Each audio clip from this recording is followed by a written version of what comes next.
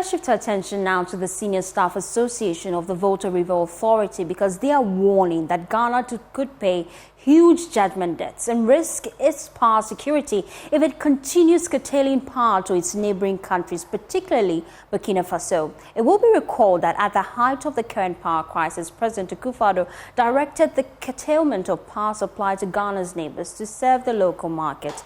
But the VRA Senior Staff says this could have serious legal implications for the country. My colleague Kweku Asante has been reading this statement. He joins me live via Zoom with details of the statement. Kweku, let's start with the concerns the VRA staff they are making from the issue of power curtailment to Burkina Faso. What is the concern of these workers?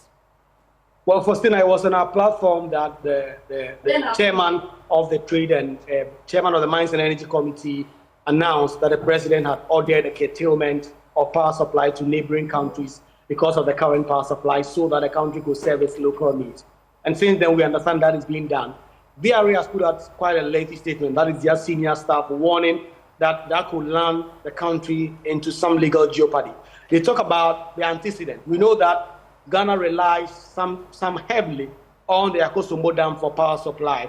And the Akosombo Dam, the Volta River on it streams from the Bagri Dam and some part of it from the Burkina Faso and the neighboring countries.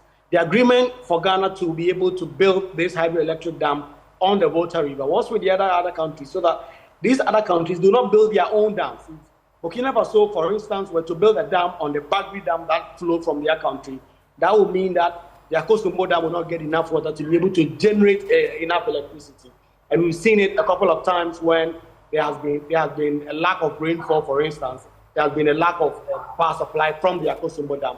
The warning from VRA is that there are legal consequences, there are legal troubles that this country could face. And let me quote from the statement. It says that the environmental impact assessment carried out during the feasibility studies to sign this Akosombo Dam was completed. Burkina Faso restricted the development of the Bagri Dam to mainly agricultural activities instead of power generation, in line with the bilateral agreement with Ghana for power supply. These agreements have been in existence since the commissioning and the operation of the Akosombo hydroelectric dam.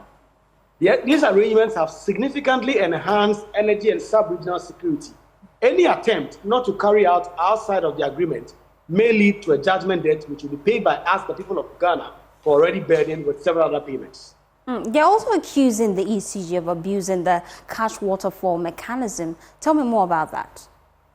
Well, the cash waterfall mechanism, as we know, was instituted in 2020 to enable ECG pay the various players in the power sector. They talk about how since 2020, significant debt is owed them by the Electric Company of Ghana. To quote, between August 2023 and March 2024, although VRA billed ECG almost 1.1 billion Ghana cedis, only 354 million, representing 32%, was considered under the cash waterfall mechanism.